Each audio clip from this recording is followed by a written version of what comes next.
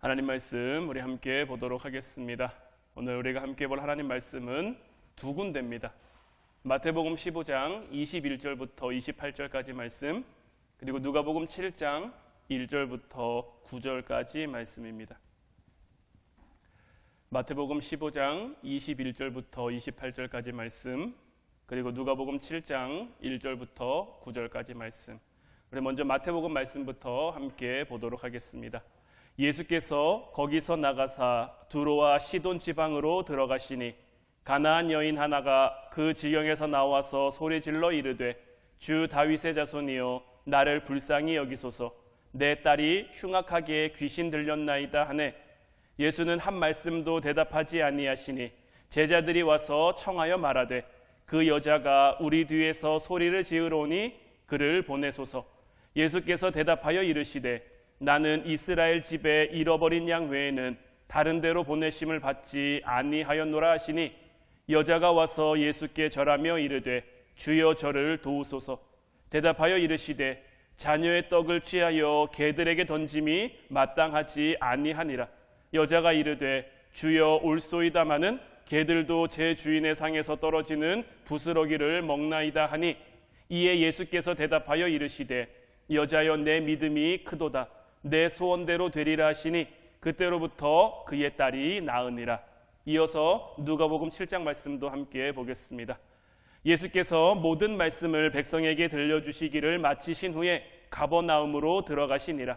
어떤 백부장의 사랑하는 종이 병들어 죽게 되었더니 예수의 소문을 듣고 유대인의 장로 몇 사람을 예수께 보내어 오셔서 그 종을 구해주시기를 청한지라.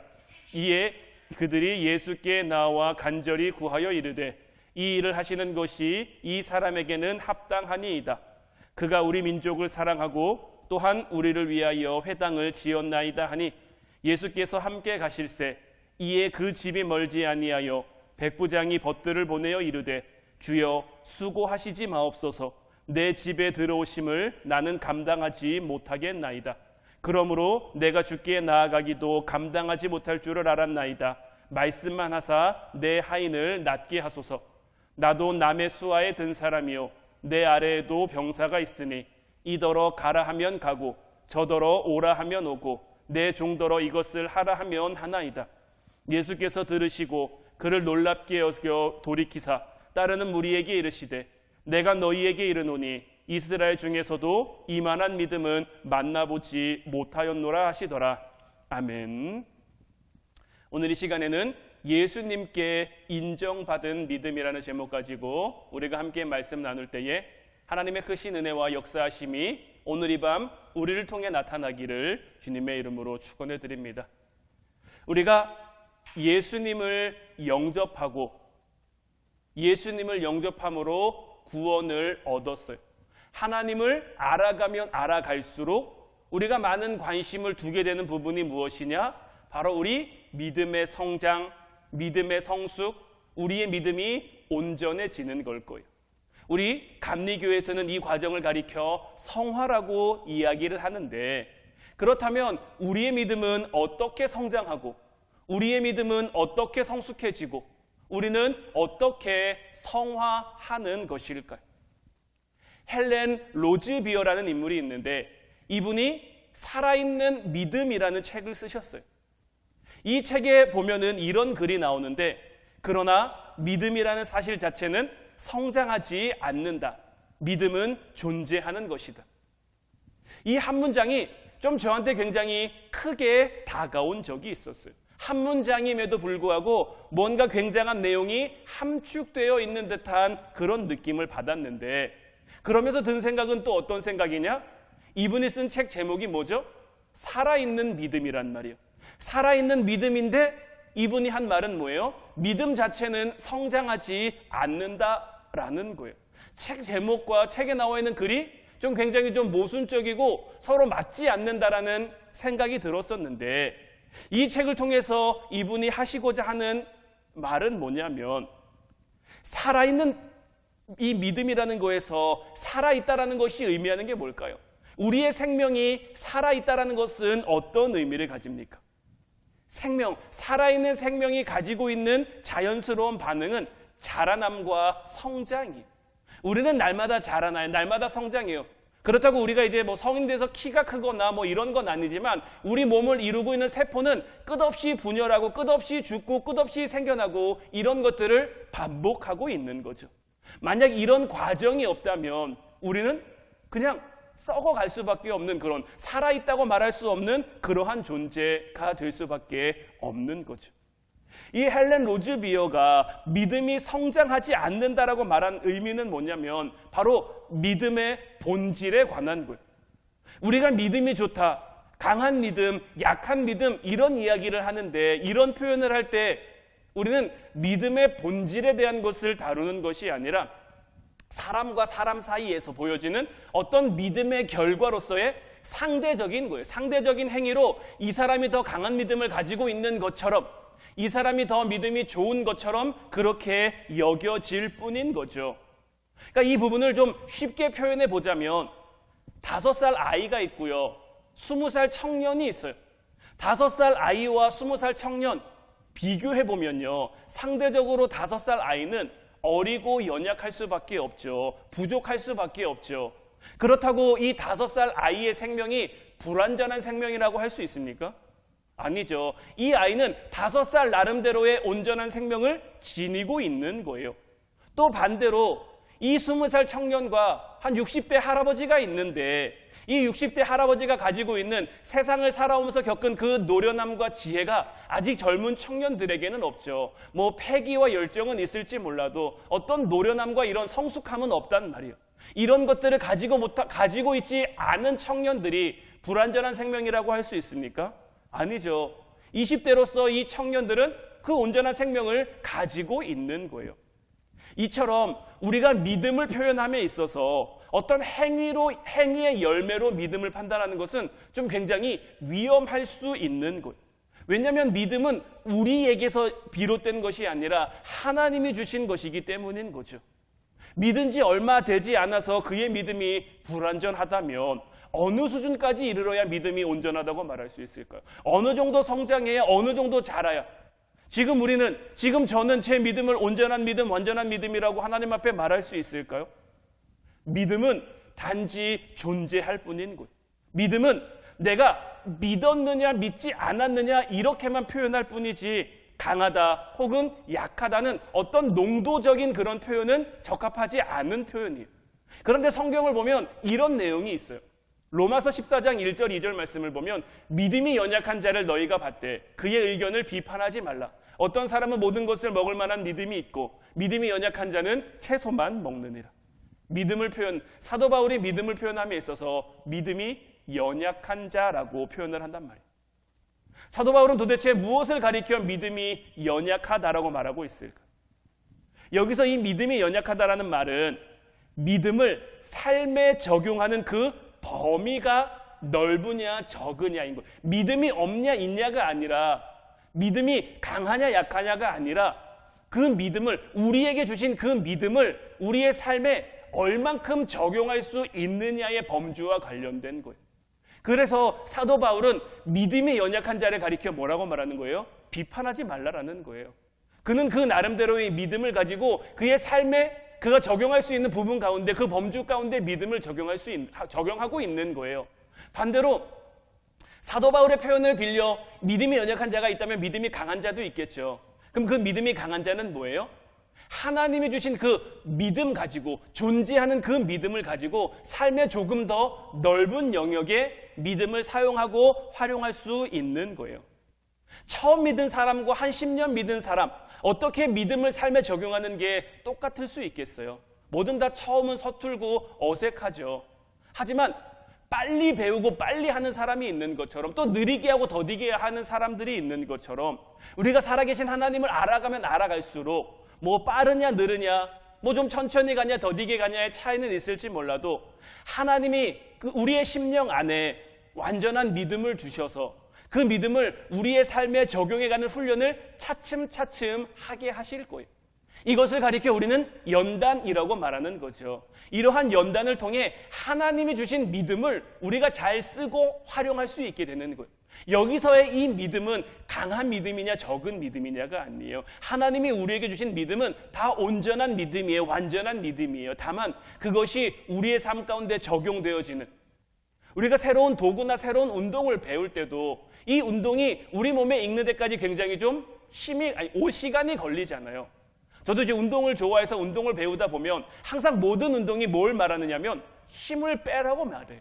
뭐 테니스를 쳐도 팔에 어깨에 힘을 빼야 된다고 그러고, 탁구를 쳐도 어깨에 팔에 힘을 빼야 된다고 그러고요. 뭐 이렇게 힘을 빼라고 말하는데 초보자들은 이 힘 빼는 게 어려워요. 힘이 잘 안 빠져요. 나도 모르는 새에 문득문득 힘이 들어간단 말이에요.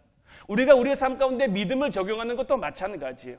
오늘 우리가 이 말씀을 통해서 보아가길 원하는 그 과정들도 바로 이 부분에 대한 과정인 거예요. 그러니까 따라서 우리가 어릴 때 그냥 하나님의 살아계심을 내가 믿습니다라고 고백했던 것과 정말 극단적이고 힘든, 내가 죽을 수도 있는 그 상황 앞에서도 예수님을 주라고 시인하는 그 어떻게 보면은 극단적인 믿음, 초보적인 믿음이라고 할 수 있고 극단적인 믿음이라고 할 수 있는데, 이 믿음은 서로 질적으로 다른 믿음이 아닌 거예요. 말씀드린 것처럼 단지 적용하는 그 범위의 차이가 있을 뿐인 거죠. 때가 되면 하나님이 원하시면, 하나님이 쓰시고자 하시면 우리를 그렇게 만들어 가시는 거예요.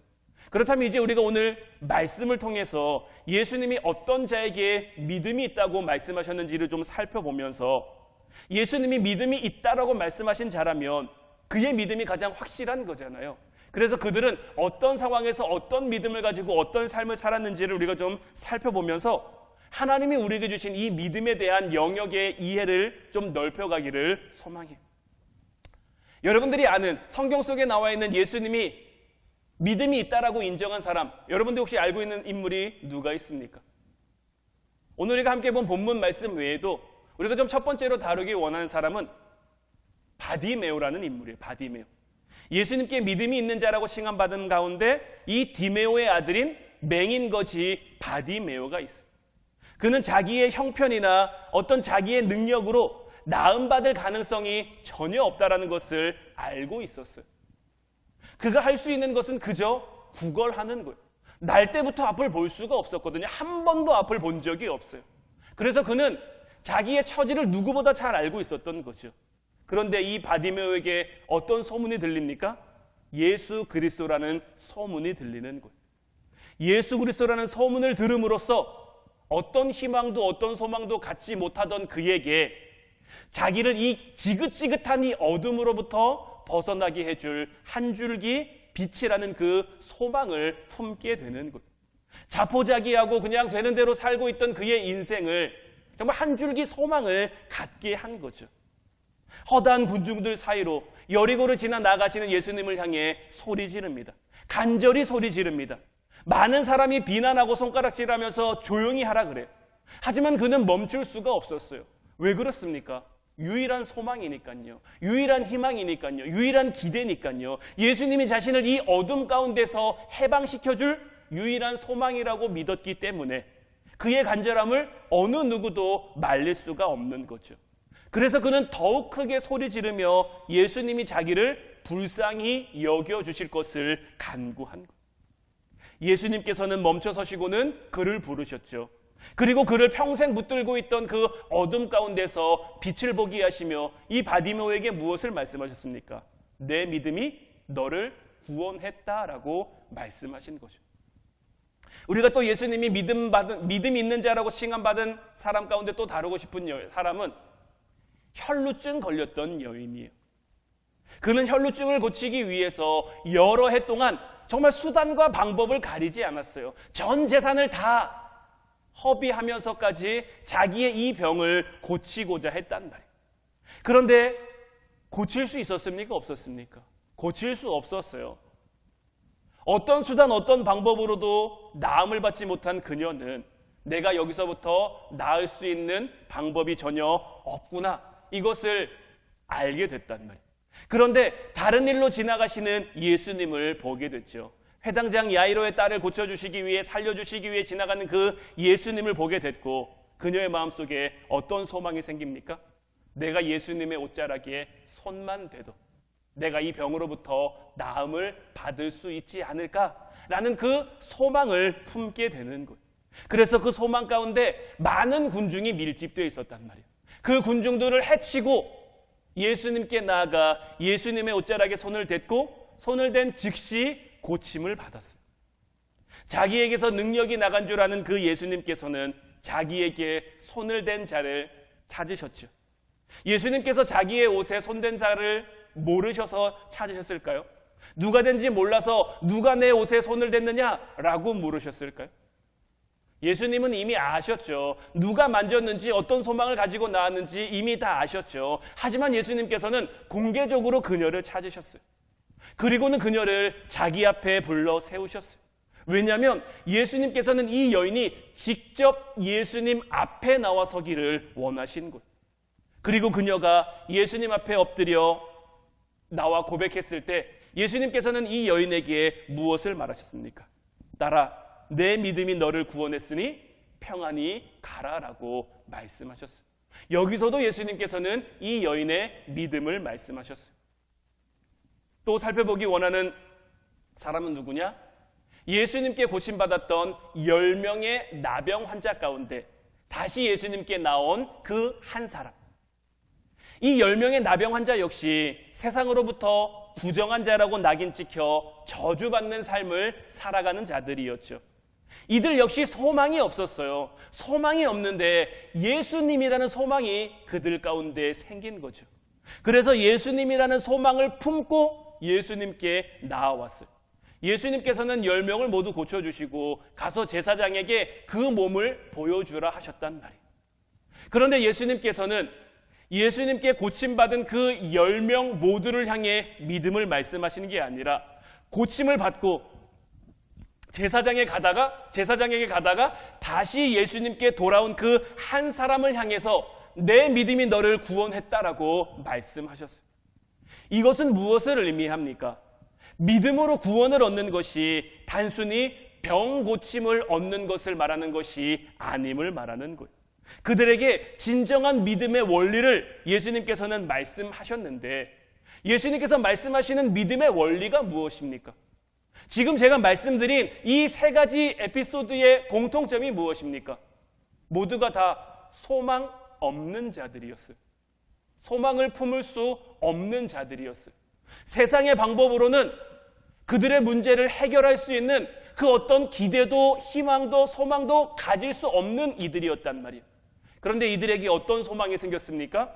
예수님이라는 소망이 생겼어요. 예수님만이 이들의 소망이 되셨어요. 예수님만이 이들의 문제를 해결해 줄 수 있다는 그 믿음이 그들에게 생긴 거예요. 그래서 그들은 이 믿음 가지고 예수님께 나온 거예요. 이 믿음 가지고 예수님께 나와왔을 때 예수님만이 모든 문제를 해결해 줄 수 있는, 예수님께서 나에게 이 어둠 가운데서 건져주실 수 있는 유일한 분이라고 고백했을 때 예수님께서는 그 소망을 품고 나온 그들을 향해 내 믿음이 너를 구원했다라고 말씀하신 거죠. 그리고 오늘 우리가 함께 본 본문 두 가지 이 사연은 무엇입니까? 예수님께 그냥 믿음이 있다라는 얘기를 들은 게 아니라 예수님께 믿음에 대해서 칭찬받은, 극찬받은 두 사람이에요. 심지어 이들은 유대인들도 아니에요. 앞서 나온 바디메오도요, 혈루증 걸린 여인도요, 10명의 나병 환자도요, 다 예수님을 메시아로 믿는 유대인들이에요. 예수님을 기본적으로 메시아라고 알고 있는 그러한 이들이란 말이에요. 근데 오늘 우리가 함께 본 본문에 나온 이 두 인물은 유대인이 아니죠. 첫 번째 나온 여인은 수로보니게 여인이죠. 이 여자의 딸이 귀신 들려서 고통받고 있었어요. 자기의 딸이, 정말 자기의 목숨보다 귀한 그 소중한 딸이 고통스러워하는 모습을 보면서 이 어미의 마음이 어떠했겠습니까? 찢어지는 아픔 가운데 살아가던 이 엄마가 예수님을 알게 된 거예요. 그런데 이스라엘이 기다리는 이 메시아라던 예수님께 이 여인은 도무지 나아갈 수가 없어요. 이 여인도 스스로 그것을 잘 알고 있었어요. 그런데 무엇이 그녀를 예수님께 나아가겠습니까? 내 딸이 고침받을 수 있다는 그 간절한 소망이 예수님 앞에 이 여인이 나가게 한 거죠. 그녀는 소리질러서 예수님을 불렀단 말이에요. 나를 좀 불쌍히 여겨달라고. 그런데 예수님이 이 여인에게 뭐라고 말씀하십니까? 오늘 마태복음 15장 26절 말씀 보면 대답하여 이르시되 자녀의 떡을 취하여 개들에게 던짐이 마땅하지 아니하니라. 자녀의 떡을 취하여 개들에게 던짐이 마땅치 않다. 이게 무슨 말씀입니까? 정말 예수님이 하신 말씀이 맞나 의심될 정도로 정말 모질게 이 여인을 대하고 있단 말이에요. 이 시대 가운데 오늘날 요즘도 사람을 동물에 비하해서 우리도 이 개가 들어간 욕을 하면 굉장히 기분 나쁜 모욕적인 그런 말이 되는 거잖아요. 이 시대 가운데도 사람을 동물에 비교해서 동물에 비하해서 이렇게 얘기하는 것이 정말 모욕 중에서도 최고의 모욕이었단 말이에요. 예수님께서는 정말 용기를 내 찾아온 이 여인에게 이러한 모욕적인 언사를 하고 계신 거예요. 그런데 더 놀라운 건 이 여인의 반응이죠. 보통 사람이 이쯤 되면 아무리 그래도 사람을 어떻게 개라고 취급할 수가 있냐면서, 사람을 개처럼 취급하는 당신에게서 내가 무엇을 얻을 수 있겠냐며 더러워서 돌아간다고 돌아갈 법도 한데, 이 여인은 더 간절히 예수님 앞에 엎드리죠. 그리고 뭐라고 고백합니까? 여자가 이르되 주여 올소이다마는 개들도 제 주인의 상에서 떨어지는 부스러기를 먹나이다. 예수님이 개라고 말했는데 예수님께 그래요, 맞아요, 나 개예요. 하지만 개도 주인의 상에서 떨어지는 부스러기를 먹지 않습니까? 그녀가 얼마나 간절하게 예수님께 매달렸는지를 우리가 엿볼 수 있는 대목인 거죠. 이 여인은 예수님께 자기가 어떤 취급을 받아도 상관없었어요. 왜요? 오직 예수님만이 자기의 유일한 소망이니까요. 이 소망 가지고 예수님 앞에 나아가는 거예요. 이 소망을 품고 예수님 앞에 나아가는 거예요. 간절한 마음을 가지고. 여기까지 보신 예수님께서 그녀에게 무엇을 말씀하십니까? 이에 예수께서 대답하여 이르시되 여자여 내 믿음이 크도다. 이 여인의 믿음이 크다고 말씀하고 계신 거예요. 너는 큰 믿음을 가진 사람이다 라고 예수님께서는 이 여인을 칭찬하고 계신 거죠. 이제 마지막으로 보길 원하는 사연이 바로 백부장의 믿음인데, 오늘 이 말씀의 사연은 이렇죠. 한 백부장이 있었는데 이 백부장이 어떤 인물이었는지에 대해서는 성경에 구체적으로 나와 있지는 않아요. 하지만 우리가 그의 인격이 굉장히 좀 성숙한 사람이었다라는 것을 미루어 짐작할 수 있는 것은, 지금 자기가 아픈 게 아니에요. 자기 가족이 아픈 게 아니에요. 누가 아픕니까? 자기 종이 아파요. 종이 아픈데 이 종을 위해서 이 백부장은 지금 백방으로 뛰어다니고 있는 거죠.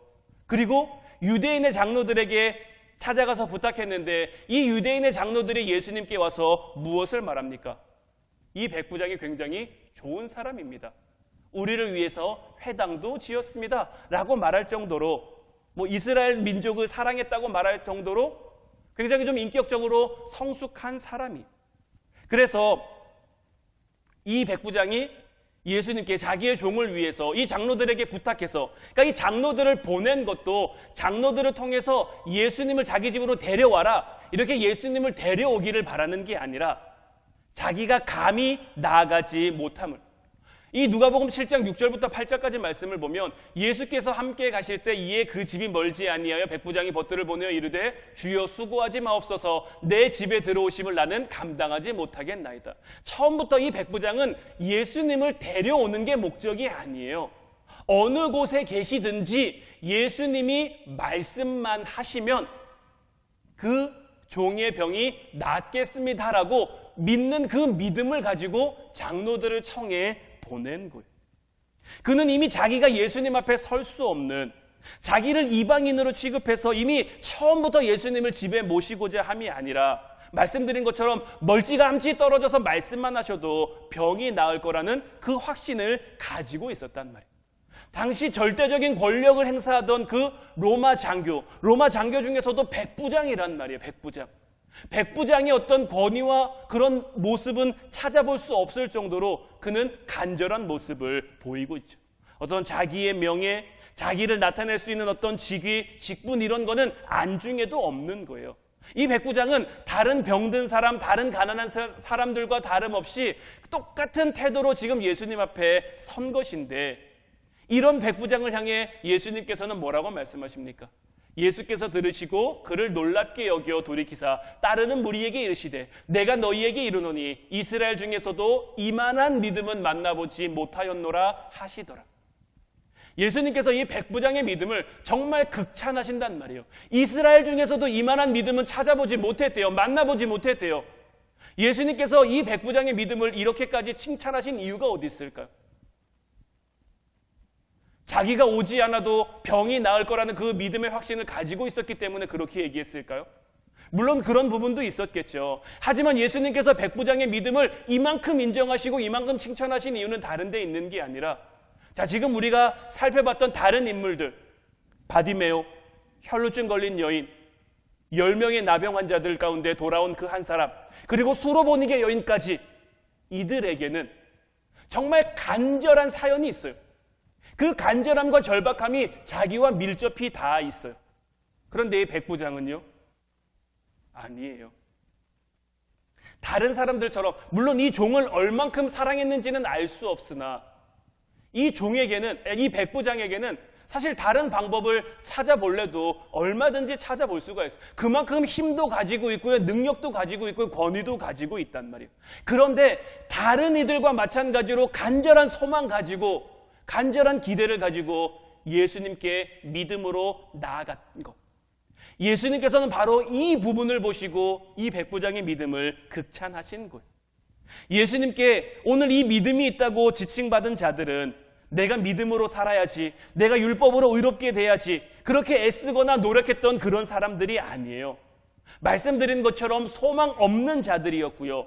그 소망 없는 가운데 예수님만이 유일한 내 소망이라고 믿었던 그러한 사람들이, 이들의 공통적인 특징은 뭡니까? 스스로는 결코 헤어나올 수 없는 문제를 가지고 있었다라는 것.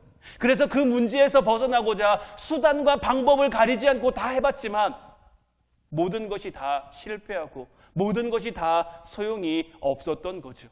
다만 그들에게는 간절한 소망이 있었던 것. 그 간절한 소망이 예수님 앞으로 나를 이끌었고 예수님 앞에 감히 나아갈 수 있는 담대함을 가지게 했고 누가 뭐라 하든 상관없이 예수님 앞으로 나아간 거예요. 그리고 도움을 구한 거죠. 자, 이제 이들의 믿음과 우리의 믿음을 한번 비교해 볼까요? 지금 우리에게는 예수님을 향한 얼마만큼의 간절함이 있습니까? 우리는 얼마나 간절한 마음 가지고 예수님께 나아갑니까? 바디메오와 같은 간절함, 혈루증 걸린 여인과 같은 그 간절함, 10명의 나병 환자, 그 가운데 돌아온 그 한 사람과 같은 간절함, 수로보니게 여인 같은 그 간절함이 우리에게 있느냐는 거죠. 백부장은 좀 그 예가 다릅니다. 우리는 어쩜 백부장 같은 지금 형편과 처지일지도 몰라요. 이거 아니면 정말 안 돼라고 말할 만큼의 위험과 위기와 문제와 어려움, 지금 여러분들이 겪고 계신지는 잘 모르겠습니다만은 지금 우리가 갖고 있는 어지간한 문제는 정말 이거 아니면 내 생명이 위태로워할 만큼의 문제는 아닐 거예요. 이거 아니면 정말 아무것도 안 돼라고 말할 절박한 상황은 아닐 거예요. 백부장 같은 모습으로 우리가 서 있는데 우리는 백부장 같은 그 절박한 믿음, 그 간절한 소망을 가지고 예수님 앞에 나아가고 있느냐 하는 거죠. 우리가 입술로는 고백합니다.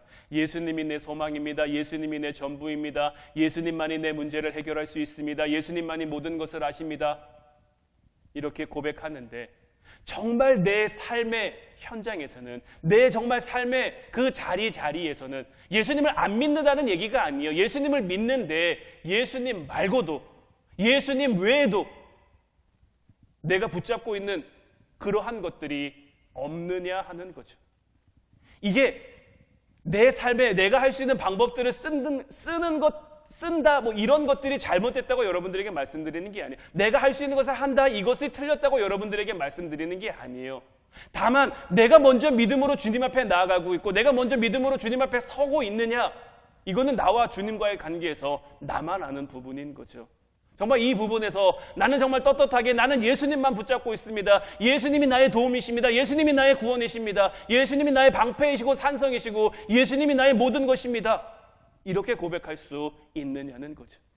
예수님께서 믿음 있다, 믿음을 칭찬한 사람들의 공통점은 이런 간절한, 이런 절박한 소망이 그들에게 있었다는 것이고 예수님만이 유일한 구원임을 알고 믿고 있었다라는 거죠. 이제 우리도 이와 같은 모습으로 주님 앞에 나아가야 할 줄로 믿어요. 정말 우리의 모든 것 내려놓고 예수님 앞에 나와야 할 줄로 믿어요. 제가 오늘 설교를 시작하면서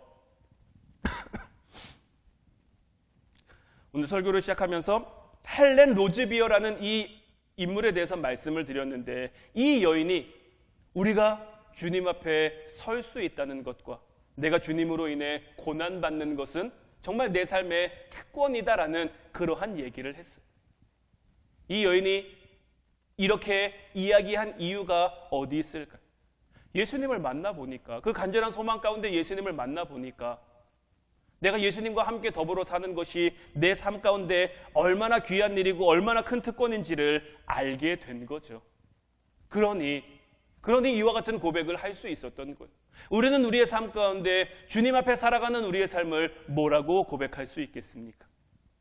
이제 정말 간절한 소망 가지고 주님 앞에 서는 저와 여러분들 될 수 있기를 주님의 이름으로 축원해 드립니다. 그러면 주님께서 우리를 인정해 주시는 거예요. 그리고 우리에게 말씀하시는 거예요. 내 믿음이 너를 구원했다. 예수님의 이 인정과 함께 그들이 가지고 있던 삶의 모든 문제가 해결됐어요. 그들이 가지고 있던 모든 어려움에서 그들이 자유하게 됐어요. 바라기는 이제 우리가 함께 말씀 붙들고 기도할 때에 우리도 우리가 겪고 있는 어려움이 있죠. 우리가 가지고 있는 문제들이 있죠. 정말 이 모든 것들을 향한 우리의 유일한 소망은 주님이심을 고백하는 저와 여러분들 되길 바라요. 그냥 말뿐인 고백이 아니라 정말 간절하게 절박하게 주님을 붙들고 주님을 소망으로 삼아 고백할 때 주님께서 우리에게 말씀하시어 우리의 믿음이 우리를 구원했다 말씀하시며 우리의 마음이 자유하게, 우리의 마음이 평안하게 우리의 삶을 이끌어 주실 줄로 믿어요. 이제 우리 같이 찬양하고 기도하길 원하는데 왜 나만 겪는 고난이냐고 이 찬양 우리 함께 나누기를 원해요. 고난의 순간, 아픔의 순간, 슬픔의 자리 겪으면 참 힘들고 어렵죠. 하지만 이 어려움이, 이 문제들이, 이 슬픔들이 우리를 더욱 주님을 붙들게 할 줄로 믿어요. 지금 이 과정을 겪는 동안에는 힘들고 어렵고 아프고 슬프지만 이것을 통해 우리의 믿음을 주님이 인정해 주시고 우리의 삶을 주님이 위로해 주시고 주님께서 우리와 함께 동행해 주셔서 우리로 하여금 주님의 힘과 능력으로 기쁘고 감사한 삶을 영위해 가게 하실 줄로 믿습니다. 우리 찬양하고 같이 기도하도록 하겠습니다.